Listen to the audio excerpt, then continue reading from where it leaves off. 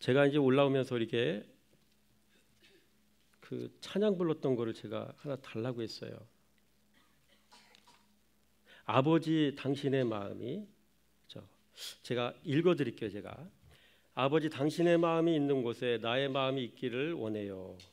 아버지 당신의 눈물이 있는 곳에 나의 눈물이 고이기를 원해요. 아버지 당신이 바라보는 영혼에게 나의 두 눈이 향하기를 원해요. 아버지 당신이 울고 있는 어두운 땅에 나의 두 발이 향하기를 원해요.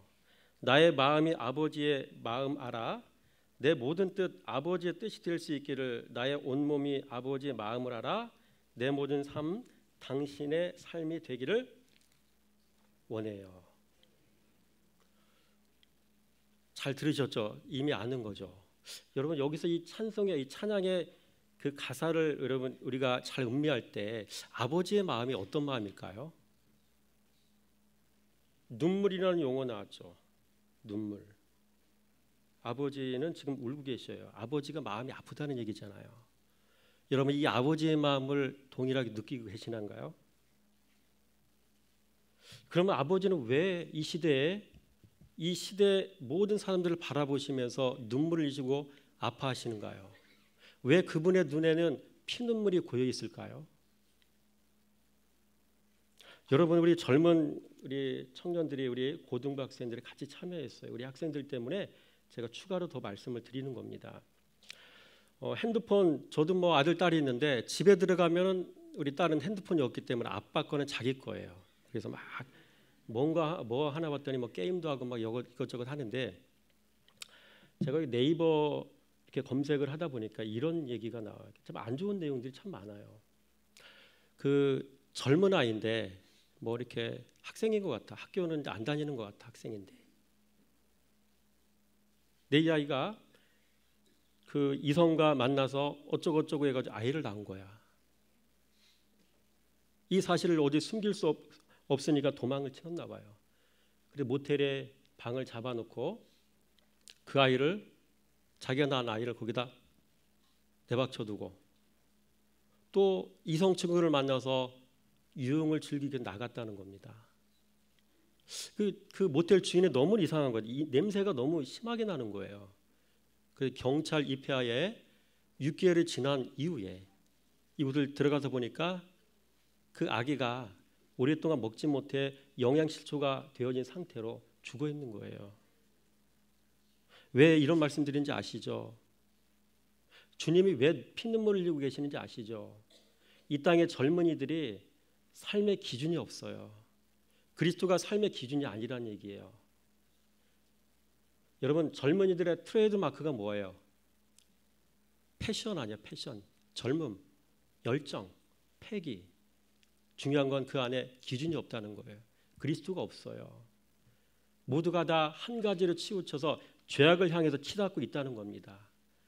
그래서 지금 이 시간에도 우리 주님은 우리가 찬송한 것처럼 피눈물을 흘리고 계시다는 얘기죠. 목회자인 우리 모든 목사님들이 하셔야 될 일을 하고 계시는 일이 뭐예요? 성도님들에게 우리 젊은이들에게 그리스도의 바른 기준을 세워주는 거예요. 그리스도의 마음이 어떤 마음인지를 똑같이 느끼도록 만들어주는 거예요. 죄악으로 모두 치달아 죽을 수밖에 없는 이 세상 속에 그리스도로 기준 잡도록 우리 성도들을 가르치는 것이 목회자들의 목적이 아닌가요? 그렇죠? 주님 이것을 위해서 우리 목회자들을 세우신 줄 믿습니다. 우리 젊은이들은 젊음도 좋습니다. 패기도 좋습니다. 그러나 그리스도로 삶의 기준을 잡는 그런 은혜가 있어지기 원합니다. 여러분 사람은 방법을 찾고 있어요. 그렇죠? 우리 젊은이들은 공부를 잘해야 돼. 지식을 많이 쌓아야 돼. 지식을 찾아요. 많은 경험을 쌓아야 돼요. 경험을 또 찾고 있어요. 경험과 지식이 있으면 또 뭐가 있어야 돼요? 돈이 있어야 되잖아요. 돈도 찾고 있고요. 근데 중요한 거는 이건 사람이 찾는 방법이에요. 여러분 지금 이 시간에 하나님은 뭘 찾고 계시는지 아시나요? 여러분 에스더서 여러분 아시죠? 에스더서 하면 딱 두 사람을 기억해야 돼요. 어떤 사람일까요? 우리 학생들 누구 기억해야 돼요? 누굴까요? 모르드게와 에스더. 하만은 걔는 교만한 사람이 기억을 안 해도 되고요. 모르드게와 에스더를 기억해야 돼요. 여러분, 하나님은 이 시간에도 이런 사람을 찾고 계셔요. 모르드게는 말씀 앞에 겸손한 사람이에요. 아멘. 에스더는 어떤 사람이었어요? 말씀을 신뢰한 사람이었어요. 말씀을 신뢰한 사람이었기 때문에 죽으면 죽으리라 라는 결단과 각오로 왕 앞에 나아가고 금식 기도하고 그랬던 거 아닙니까? 모두가 다 말씀이에요, 여러분. 여러분, 이렇게 짧은 시간에 전해지는 말씀이랄지라도 이거 굉장히 중요한 말씀이에요. 이 시대는 말씀을 잃어버렸어요. 진리를 잃어버렸어요. 온통 모두가 다 흑암이에요. 우리 젊은이들이 오늘 수련회를 하고 있는데 그리스도 예수를 소유하시기 바라고요. 그리스도 예수가 곧 말씀이셔요. 말씀을 소유하시고 말씀이 여러분의 인생을 바꾸는 그런 삶을 경험하시기 바랍니다. 따라서 합니다. 말씀은 생명입니다. 말씀은 빛입니다. 말씀은 실제입니다. 여러분, 이런 경우는 여러분 어떻게 하셔야 되겠어요? 제가 직접 경험한 거예요. 운전을 하고 가는데 이게 말씀 묵상하기 이전 얘기예요. 운전을 하고 막 가는데 어떤 놈이 내 앞으로 탁 껴들었어. 여러분, 이거 살려야 돼, 죽여야 돼, 이거? 이 지역에 우리 어떤 권사님, 염태일 권사님한테 저는 그분 볼 때마다 너무나 창피해요. 저 그때 그 사람 가만 안 뒀어요. 안 두려고 그랬어요. 저도 가서 막 이렇게 했어요. 이렇게 못 참겠더라고요. 마음의 이 감정이 끼어들었기 때문에. 이래야 돼. 세상이 이렇게 돌아가요. 근데 말씀이 실제인 이유가 뭔지 아세요? 1년, 2년, 3년, 4년, 5년 시간이 지났는데 요즘에도 가끔 끼어드는 인생들이 있어요. 그런 사람이 있어요. 그럼 깜짝 놀래죠. 근데 그전처럼 마음에 부하 내동하거나 그런 것들은 없어요. 저도 이런 걸 몰랐는데 같이 말씀 묵상하는 목사님이 자기의 삶 속에 변화된 일들을 얘기하시면서 자기에게 그런 일들이 일어나고 있다는 거예요. 저도 가만히 보니까 똑같은 말씀을 신뢰하고 살잖아요. 똑같은 변화가 일어나더란 얘기예요. 따라서 합니다. 말씀은 생명입니다. 말씀은 실제입니다. 제가 하는 모든 설교의 내용은 이 생명이신 말씀 앞에 여러분을 초청해 드리는 겁니다. 여러분의 인생 전체를 이 말씀 앞에 올인시키기를 저는 원합니다. 오늘 말씀의 제목은 욥기서에 나오는 알곡 인생과 독보리 인생입니다. 자, 오늘 본문 말씀의 핵심 단문을 한번 찾아보겠습니다. 여러분 31장 40절 말씀 한번 볼까요? 화면에 나오는 글씨 보이나요? 머시거시기 안에 안 나옵니다. 자, 우리 40절 말씀 한번 읽어볼게요. 시작. 밀 대신에 가시나무가 나고 보리 대신에 독보리가 나는 것이 마땅하니라고 욥이 말이 그치니라. 거두절미하고 말씀을 이렇게 쭉 읽어 내려가다 보니까 본문의 말씀의 핵심 낱말은 마지막에 있어요. 그렇죠? 화면 아까 그 다시 한번 보여주실래요? 맨 밑에 보니까 연두 색깔 있죠. 연두 색깔. 그게 보리라고 쓰여져 있는 거고요. 파란 색깔이 그게 독보리예요. 문장의 핵심 낱말을 목사님 맨 밑에서 찾았구나. 그렇죠? 전 밑에서 찾았어요. 여러분, 보리는요 알곡 인생을 얘기하는 거예요. 그래서 여러분 이 시간을 통해 여러분의 알곡 인생에 대한 얘기를 할 거고요. 또 하나는 독보리 인생에 대한 얘기를 할 거예요. 이 두 가지 메시지를 나눌 때에 여러분 오늘 독보리가 뭔가 잘 한번 들어보시고요. 나는 지금까지 독보리 인생을 살아왔는가? 아니면 알곡 인생을 살아왔는가? 주님이 원하시는 알곡 인생은 도대체 어떤 인생이지? 이런 것들을 여러분 궁금증을 가지고 말씀을 잘 들어보시기 바랍니다. 좀 선명하게 나오면 하나하나 설명해 드리겠는데 제대로 안 나와가지고 본문 말씀을 가지고 얘기하겠습니다. 그래서 저는 독보리의 인생의 특징을 여러분과 같이 한번 나눠보기 원합니다. 그래서 독보리의 어원을 또 살필 거고요. 독보리의 역할을 또 얘기할 거고요. 독보리의 일반적인 특징을 얘기할 거고요. 독보리 인생의 특징을 본문 안에서 다 찾아낼 거예요. 그래서 여러분 이 말씀을 통해서 독보리에 대한 완전히 독파를 하시고 이 독보리 인생이 되지 않도록 여러분 스스로의 마음을 지키는 성도가 되기 원합니다. 여러분 독보리의 어원을 보겠습니다. 독보리라는 말은 영어로 뭐라고 쓰여 있을까요? 영어로 stink with, stink with. 발음 괜찮죠? stink with. 그렇죠? 제가 이걸 찾아보니까 독보리라는 말은 stink라는 말하고 with라는 말이 합성어예요. stink라는 말은 고약한 냄새가 풍기다, 악취가 풍기다. 좋은 내용이 아니잖아요. 죽음의 페로몬을 풍기는 인생. 그렇죠? 이 사람은 행동 거지부터 시작해서 말하는 것부터 시작해서 삶의 태도, 가치관 모든 것이 다 죽음의 페로몬이야. 그러니까 이런 사람 가까이 해야 돼, 멀리 해야 돼요. 그렇죠? 그러니까 이런 걸 분별해 낼 줄 알아야 돼요. 입만 열면 정죄하는 말, 지적질하는 말, 책망하는 말, 이런 거 얘기하는 거 아니겠어요? 독보리 인생이 그래요. 여러분 스팅크라는 말이 이렇게 첫 번째 이런 의미가 있고요. 두 번째로 구린내가 나다, 수상쩍다. 수상쩍다는 말은 신뢰가 안 되는 거예요. 우리가 인생을 살다 보면 어떤 사람, 이 사람 저 사람 만나는데 참 수상쩍은 사람 많이 보잖아요. 말이 좀 앞뒤가 안 맞고 소문이 좀 안 좋게 들리고 참 수상쩍단 말이에요. 그렇죠? 이게 독보리 인생의 모습인 거예요. 그렇죠? 그 다음에 스팅크란 말하고 또 어떤 말이 합성어예요? 위드라는 말. 위드라는 말은 잡초라는 말이에요. 잡초라는 말. 그래서 언젠가 뽑힐 인생을 의미하는 거예요. 자기의 인생의 마지막에 보장 안 되는 사람 있잖아요.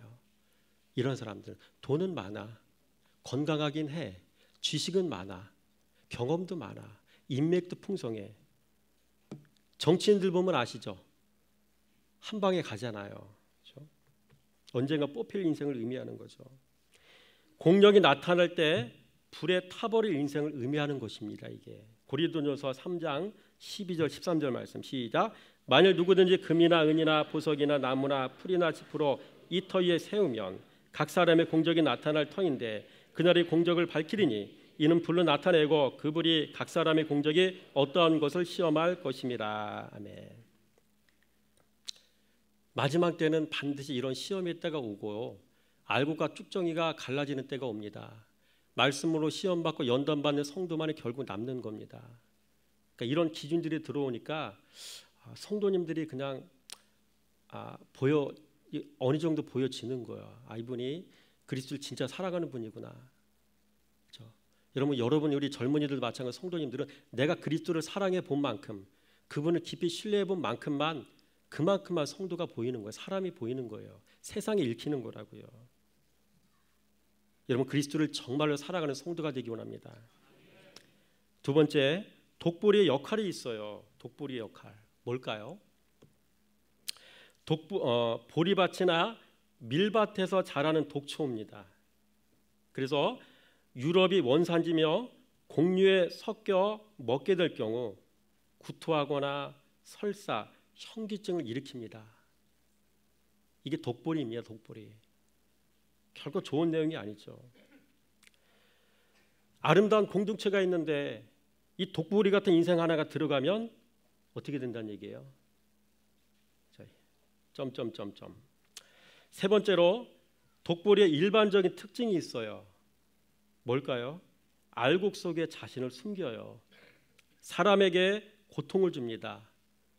독보리를 먹으면 배가 아프고 구토하게 됩니다. 독보리가 하는 짓이 이런 거예요. 바라기 우리 성도님들은 어느 공동체에 들어가든 여러분 그리스도의 향기가 생명의 향기가 풍겨나는 성도가 되기 원합니다.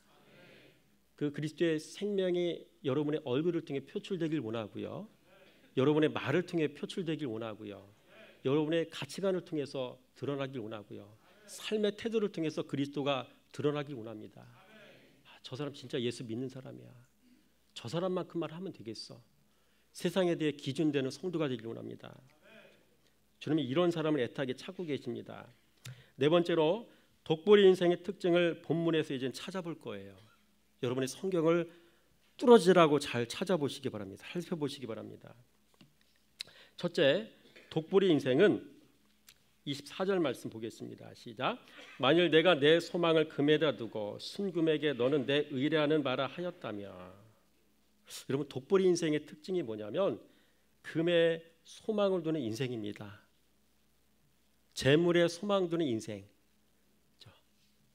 삶의 가치가 재물에 있는 인생, 삶의 가치가 부동산에 있는 인생, 삶의 가치가 두둑한 통장에 있는 인생, 이런 인생을 얘기하는 거예요.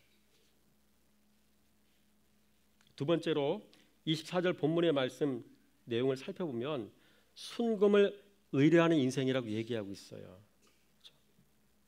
금의 가치, 즉 하나님이 아닌 돈의 가치를 의뢰하는 인생이란 얘기입니다. 여러분, 교회 밖에는 이런 사람들이 숱하지 않아요? 교회 안에도 아마 이런 사람들 많을 겁니다. 왜 그렇습니까? 그들에게 나무랄 수가 없어요. 그들은 아직 더 좋은 가치를 발견하지 못한 거예요. 자기의 생명까지도 내어주고 사야 되겠다고 하는, 여러분, 그리스도 예수를 그들은 아직 발견하지 못한 거예요. 여러분, 말씀이 생명인 것 여러분 믿으십니까? 여러분의 입술의 고백처럼 그것이 여러분의 내면의 세계에서 이거 실제로 경험되기 원합니다. 그래서 그 가치를 내 인생을 다 주고 사버리는 성도가 되기 원합니다. 세 번째로 25절 말씀 읽어보겠습니다. 시작. 만일 재물의 풍부함과 손으로 얻은 것이 많음으로 기뻐하였다면, 재물과 손으로 모은 것으로 기뻐하는 인생, 이게 바로 독보리 인생입니다.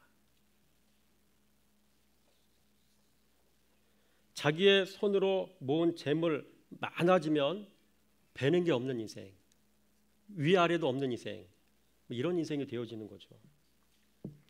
네 번째로 26절과 27절 말씀 읽어보겠습니다. 시작. 만일 해가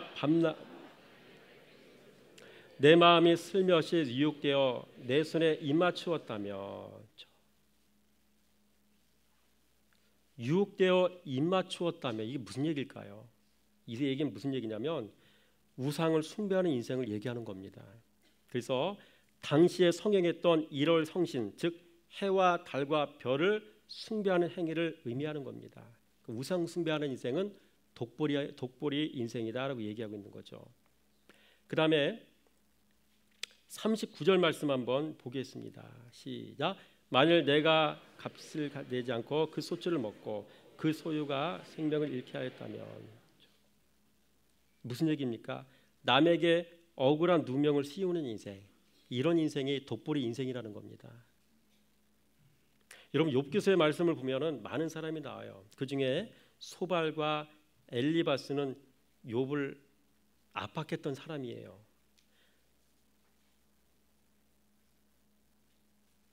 어떻게 압박했습니까? 욥을 향해서 너는 지금까지 사람을 압박하면서 인생을 사는 사람이야. 너는 지금까지 사람을 강탈하면서 산 사람이야 라고 하면서 욥을 향해 비난을 퍼부었던 사람들입니다. 억울한 누명을 씌우는 사람들, 독보리 인생들이란 얘기죠. 여러분, 세 번째로 보리 인생, 즉 알곡 인생의 특징은 무엇인가 본문 말씀을 통해 한번 또 찾아보겠습니다. 첫째, 29절 말씀 시작. 내가 언제 나를 미워하는 자의 멸망을 기뻐하고 그가 재난을 당함으로 즐거워했던가. 이게 무슨 얘기일까? 이 얘기가 따라서 합니다. 마음 지킴이 신앙생활의 첫 단추다. 욥은 그렇게 하지 않았다는 얘기잖아요. 마음을 지켰다는 얘기잖아요. 악인에 쓰러지고 넘어지고 자빠지고 뒤집어졌는데 그게 즐거워요? 그 마음 못 지킨 거예요. 그거 얘기하는 겁니다. 원수를 미워하지 않았다. 마음 지켰다. 여러분, 우리가 신앙생활할 때 신앙생활의 첫 단추가 뭔지 아세요? 죄를 버리는 거예요. 죄를 버리는 거. 내 마음속에 있는 마음의 7대 죄악. 따라서 합니다. 악한 생각, 살인, 간음, 음란, 도적질, 거짓 증언, 비방, 그렇죠? 이런 것들이 마음에서 떠나가야 될 7대 죄악이거든요. 이런 것들을 다 끊어내 버려야 됩니다. 더 이상 그런 것들 들어오지 못하도록 어떻게 해야 돼요? 눈을 따라서 합니다. 눈을 지키고, 귀를 지키고, 입을 지키고, 마음을 지키고, 생각을 지키고, 다 지켜야 됩니다. 죄만 끊어내면 뭐예요? 또 다시 들어오는데 세상 자체가 시커먼데 차단해야 되잖아요. 죄를 끊어내는 것이 신앙생활의 첫 단추. 그러면 신앙생활의 두 번째 단추는 뭘까요? 죄를 끊어냈으면 뭐예요? 마음을 지키는 거죠. 대부분의 성도는 평생 신앙생활하면서 이 두 가지를 제대로 못하고 인생을 마무리합니다.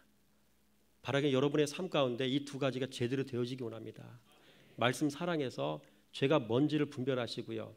그 죄 끊어내시고요. 죄가 들어오는 통로를 차단해 버리시고요. 여러분의 마음을 지키는 훈련을 끊임없이 행하시기 바랍니다.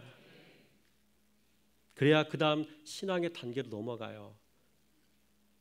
그 다음에 단계가 뭐예요?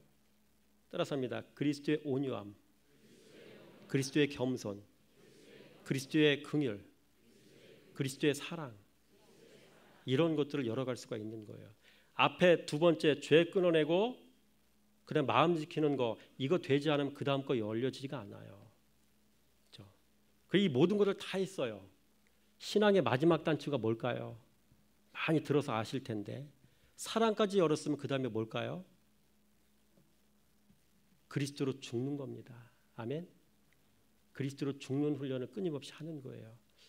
어린아이가 되는 거, 낮아지는 거, 겸손한 거, 그렇죠? 섬기는 거, 이걸 죽을 때까지, 주님 부르실 때까지 훈련하고 가는 게 우리의 신앙생활이라고요. 우리는 죽음이라는 사실도 알지를 못해요. 그렇죠? 첫 번째 다 두 가지에서 다 멈추고 있단 말이에요. 여러분 마음 지키시기 바랍니다.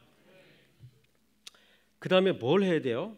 오늘 30절 말씀을 읽어보겠습니다. 시작. 실상은 나는 그가 죽기를 구하는 말로 그의 생명을 저주하여 내 입이 범죄하게 하지 아니하였노라. 이 뭐예요? 입술을 지켰다는 얘기예요. 다른 것도 굉장히 중요합니다. 입술 지키라고 아까 말씀드렸잖아요. 여기는 입술 지키라고 얘기가 나와요. 그렇죠?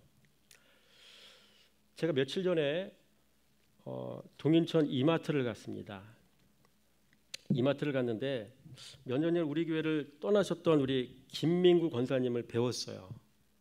뭐 물건을 사기 위해서 오셨더라고요. 순간 그 권사님 보고 너무나 반가웠습니다. 제가 손을 딱 붙잡고 악수하면서 제가 이렇게 말씀드렸어요. 권사님 너무나 반갑습니다. 권사님 지금도 가끔 권사님 생각이 납니다. 오늘 여기서 뵈니 너무나 반갑습니다. 저도 모르게 이런 말이 나오더라고요. 실제로 권사님이 생각이 났었고요. 여러분 사람은 자신의 존재를 인정받고 싶어하는 존재입니다. 여러분도 인정받고 싶어 하시잖아요. 누군가 나를 기억해 주기를 원하는 존재가 우리 사람 아닙니까?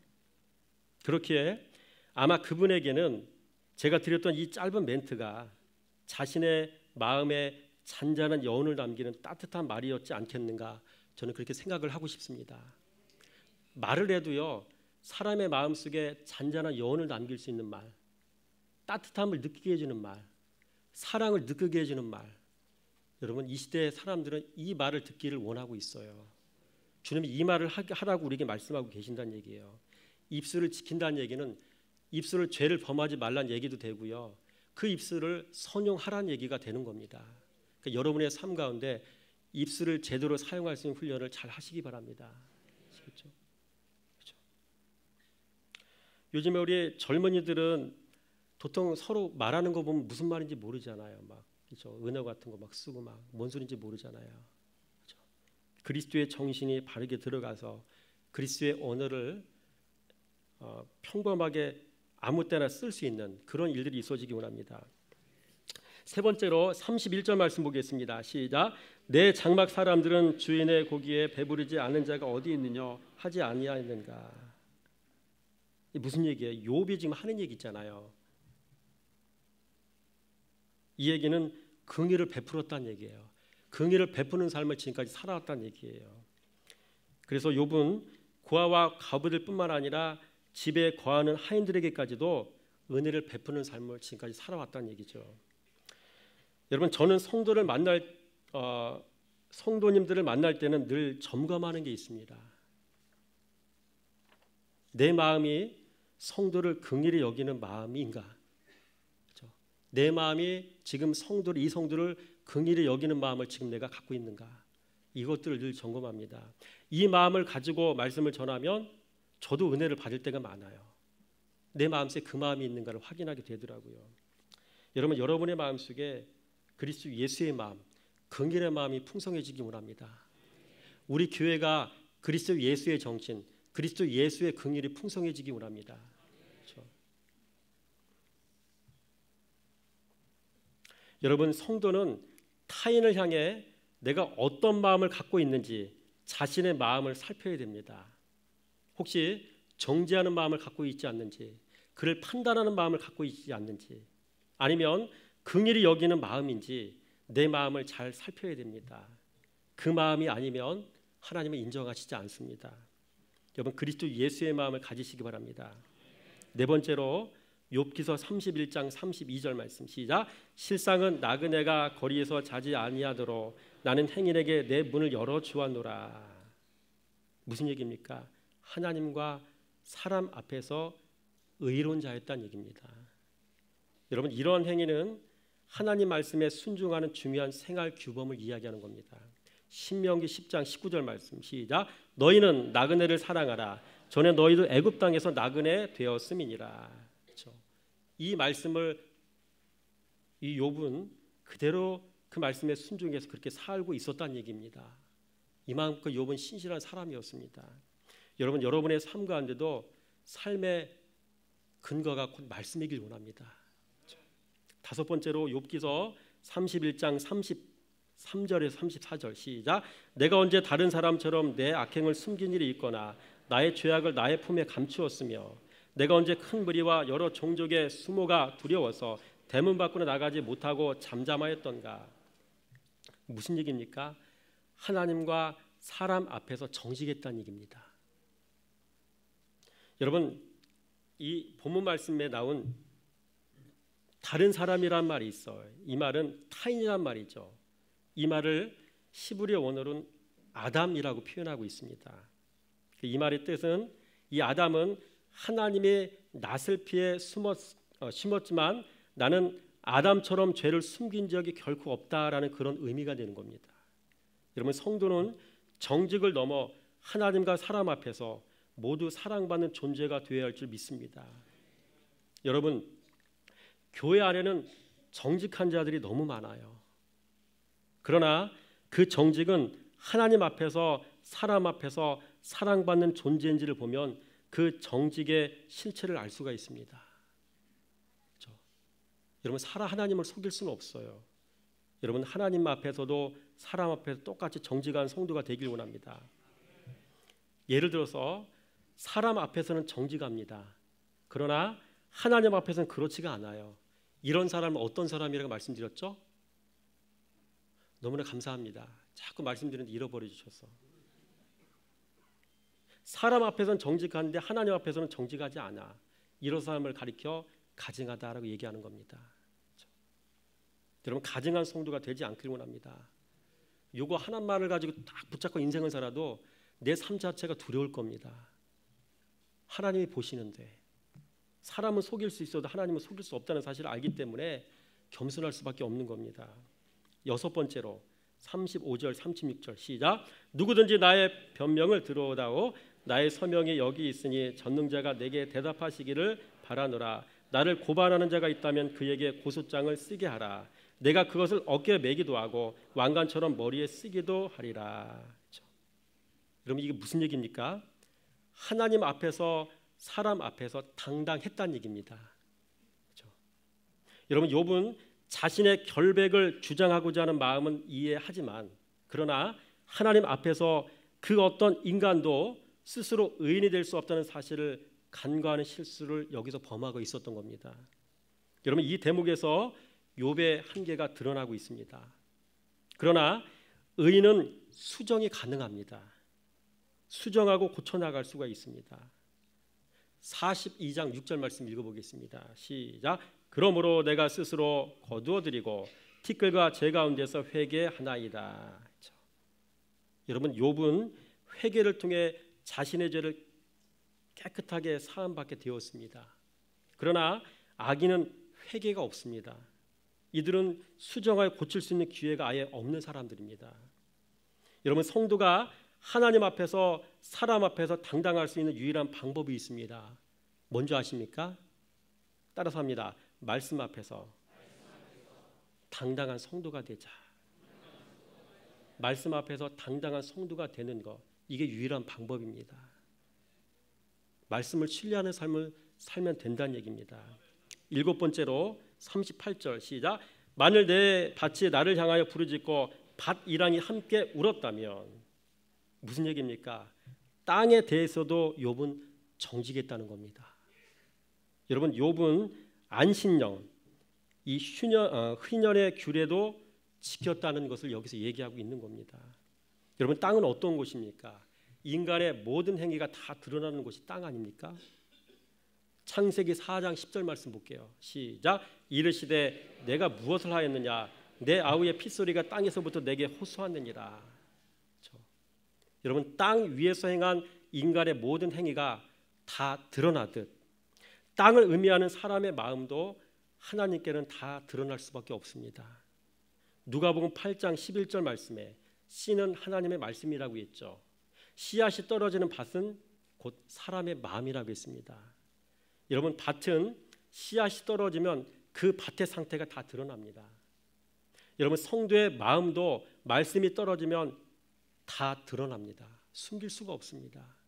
그런데 목회자인 저도 말씀을 준비해서 툭툭 던져보면 이분들이 말씀에 대해 어느 정도 반응하는가, 이런 걸 보면서 신앙의 정도를 측정할 수가 있어요. 말씀으로 세상을 보고 말씀으로 성도를 보고 세상을 말씀을 통해서 분별하고, 이 말씀을 통해 모든 것이 되어지는 겁니다. 여러분 자신이 말씀을 신뢰하고 사랑하는 성도가 아니라면 여러분 주님 보실 때는 아직까지 점점점점 이런 성도가 되죠. 여러분, 전도서 말씀에 젊은이들에게 주는 말씀, 젊을 때 여러분 창조주 하나님을 기억하라고 하잖아요. 성도가, 젊은이가 창조주 하나님을 기억하는 방법이 뭐예요? 말씀을 신뢰하는 거예요. 말씀을 신뢰하는 겁니다. 말씀 사랑하는 겁니다. 말씀의 종이 되는 겁니다. 이런 삶을 살 때 하나님도 그 사람을 어여삐 보십니다. 세상은 그 사람을 무시해도 말씀 신뢰하는 그 사람을 하나님은 주목하십니다. 그 사람을 통해서 하나님께서는 귀하게 일들을 감당하시게 된다는 사실을 믿으시기 바랍니다. 아무튼 오늘 짧은 시간을 통해서 알곡 인생의 모습과 독보리 인생의 모습을 비교하면서 말씀을 나누었습니다. 적어도 여러분 독보리 인생이 되지 않으시길 바랍니다. 알곡 인생 되어서 말씀의 종이 되어서 말씀께로부터 귀하게 쓰임받는 마지막 때에 주님께 귀하게 쓰임받는 성도가 되길 원합니다. 기도하겠습니다. 참 좋으신 하나님 감사합니다. 오늘 짧은 시간을 통해서 아버지 알곡 인생의 특징과 독보리 인생의 특징을 살피었습니다. 하나님, 오늘 우리 고등부 우리 학생들과 우리 모든 믿음의 성도님들 생명의 말씀 이 시간 들었습니다. 그 말씀은 살아있는 하나님의 생명입니다. 빛입니다. 우리에게 진리가 되는 귀한 말씀입니다. 우리의 삶의 기준이 되는 말씀입니다. 이 말씀이 우리의 귓전에 들려졌고 마음밭에 이 시간 떨어졌습니다. 그 말씀이 아버지 떨어졌으니 이제 발아에서 귀하게 열매를 맺기 원합니다. 그 말씀께서 우리 모든 성도님들의 삶을 이끌어가는 역사가 이 시간 이후부터 반드시 있어지기 원합니다. 예수 그리스도의 이름으로 감사하며 축복하며 기도드렸습니다. 네.